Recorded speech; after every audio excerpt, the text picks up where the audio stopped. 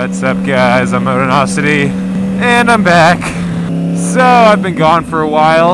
I've had a few uploads a week or two ago of some pre-recorded stuff. That was my R1 mods overview video, and some tutorial videos that I re-uploaded from my old channel. So it's been quite a while since I've had a current vlog. Thanks, dude. Gosh. If you're not sure why that is, it's because I think I made a vlog. I know I've made a vlog, or I mentioned it in a few videos here and there. I actually made a vlog that I had planned to upload before leaving, and I never got around to it. I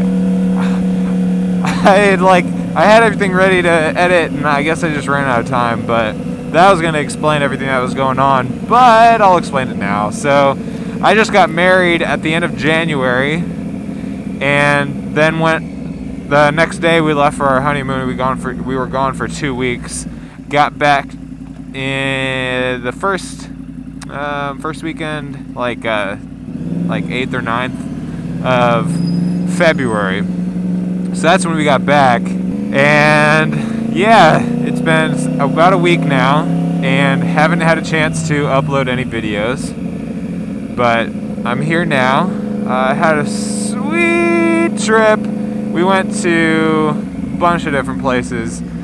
We went to London, and then from London we went to Munich, and then from Munich we went to Reykjavik in Iceland, and then from there we went to Toronto, and then up into mid-Ontario, and then we flew back.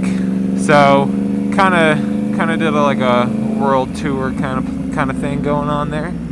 And I'd actually planned to meet up with a couple motovloggers. I was gonna meet up with Mr. Sparky Aprilia in England, but he doesn't live in London. He lives pretty far outside, so we had planned to do like a day trip, but with all the stuff that we wanted to do, we just didn't have time to make that happen. But really wish I could have done that. I'll meet him eventually, though. I also had talked to, or tried to, Spicy 110 and Baron von Grumble. I think Baron, I had talked to Baron a while back, and he said that he might be able to meet up, but then I forgot to message both of them, so that didn't happen, because they both live closer. And then I was supposed to meet up with 6'4" Honda in Toronto, but then he decided to work.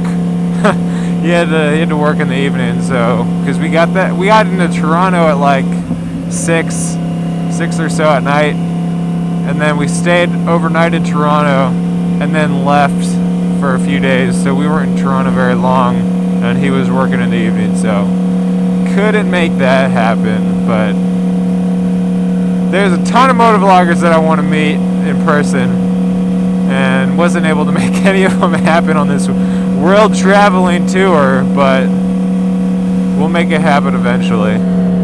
But I'm back, and I am stoked to be riding. You have no idea how much I missed it. Well, I guess some of you do, because some of you still can't ride because it's,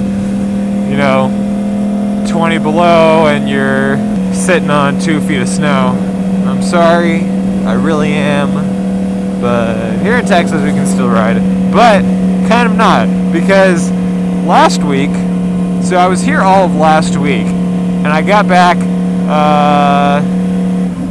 didn't ride Monday, but I rode on Tuesday, and actually I think it was Tuesday. Yeah, it was Tuesday. I rode on Tuesday, and my bike's been my battery's kind of going out, and I really need to just order a new one, but I haven't. So when I charge my battery overnight, like you should to keep your battery in good working condition, it doesn't have a problem working throughout the day. But when it's super, super, super cold, my bike does not have the juice to start my bike up. I don't know if it has to do with the oil just being way too cold in combination with the battery draining too much with the cold, or what. I'm not an expert on how it works, but my guess is that it's a combination of the two. But either way, even when I charge my bike overnight, if it's so cold during the day, my bike will not start in the evening, and I'm screwed. I'm abandoned, or not abandoned, but I'm left. What's the freaking word? Left. I don't know. I can't remember the word. I'm an idiot. All right, let's turn left. Gotta turn left because I need to go to work. Gotta turn left. So yeah, my bike won't start, and in this particular situation, it wasn't charged overnight either. So I forgot to charge it, and it got super cold during the day. Because Austin has been getting this like freaking weird cold all winter long. Not all winter long, but you know, like everyone across the country, of course, is getting much colder temperature than they normally get, and for Austin, it's no different. So last week we're sitting on like highs of 35, which isn't that cold for everyone else in the country, but in Texas it's so much colder than normal, and my bike just did not want to deal with it. So even with charging it, in this particular situation I didn't charge it, even with charging it, it's iffy on if my bike is gonna start later on in the day, depending on what the temperatures are going to be. So with how cold it was, and after being stranded, that's the word, stranded, finally remembered it, with being stranded on Tuesday, I was like, I don't want to risk being stranded again, because that's going to suck, so I'll just not ride my bike to work until this cold goes away. So cold finally starts going away on Friday, I want to say, and then this weekend is just absolutely perfect riding weather. Like, you could not have more perfect weather to ride in. It was sunny. There was like minimal clouds. It was between like 60 and 75 degrees. And I went to Houston this weekend to go spend some time with my wife's family. Gonna have to get used to that word. So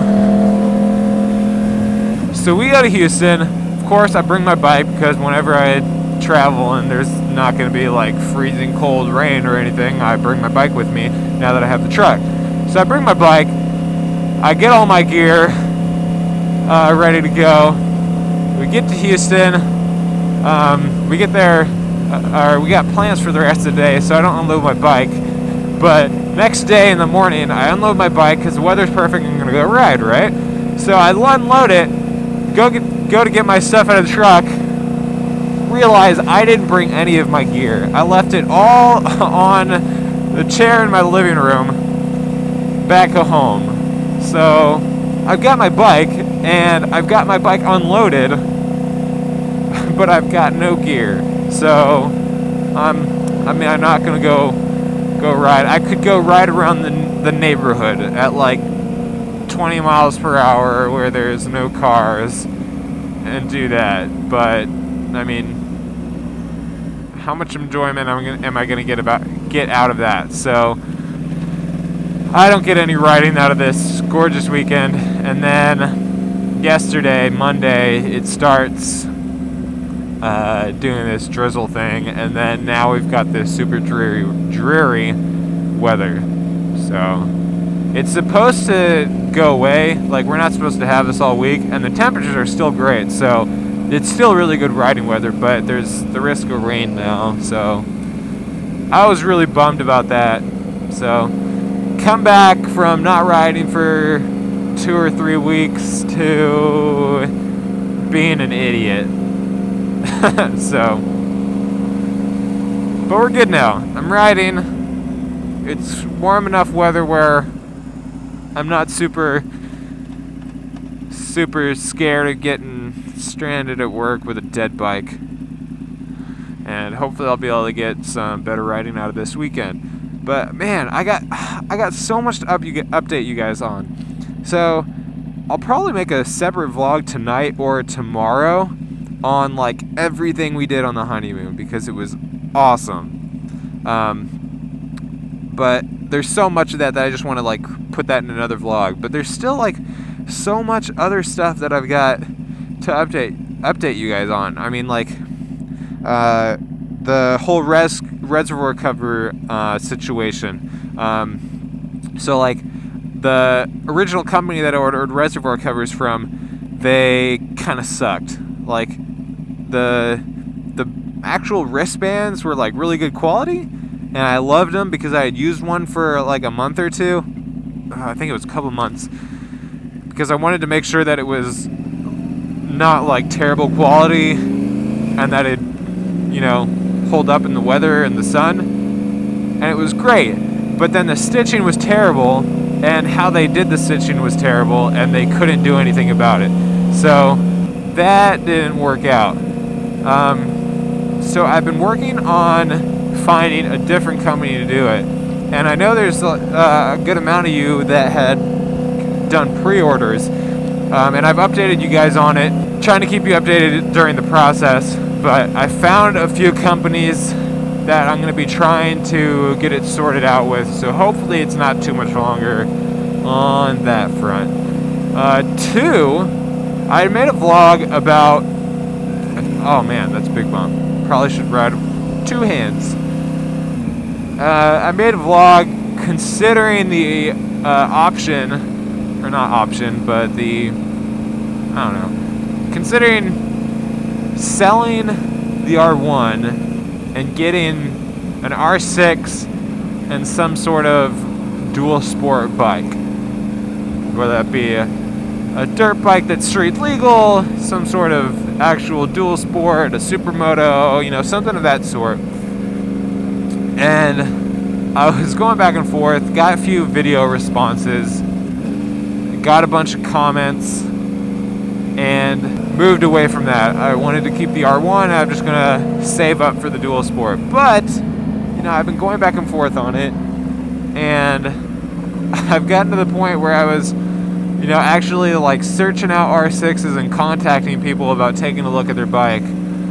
But, you know, that was over like last week and this past weekend when I wasn't riding. But man, once I get on this bike, all of that thought goes away, and there's no way that I can sell this bike. It just makes me way too happy.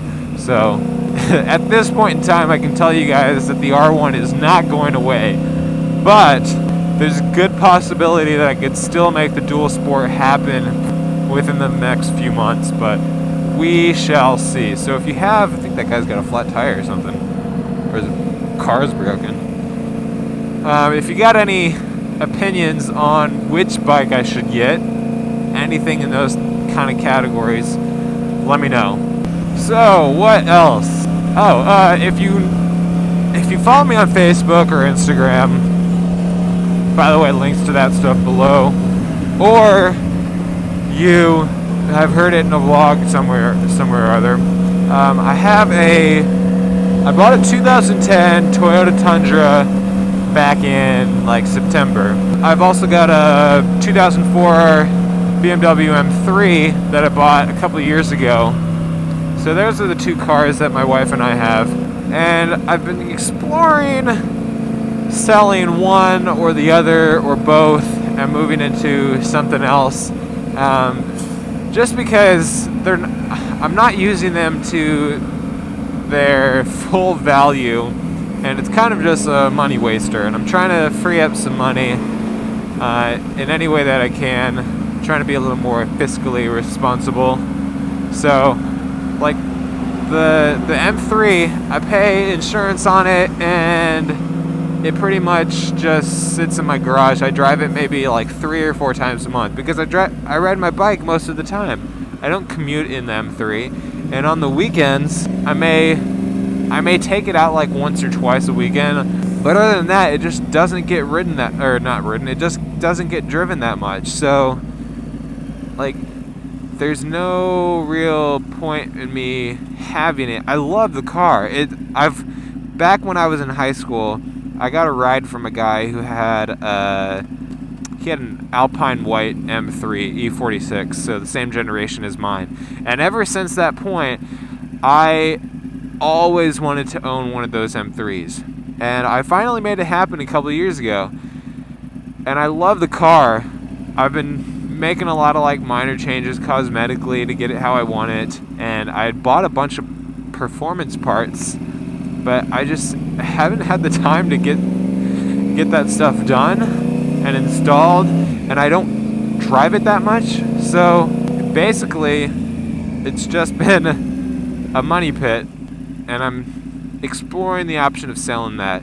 As for the truck, I love it and it's super useful, but obviously a truck is terrible on gas mileage. And it's not like an SUV pulling something where when you're not pulling something, it's, you know, smaller and it gets relatively good gas mileage, and then when you tow something, you know, then the gas mileage goes down, but it's only when you tow it that happens.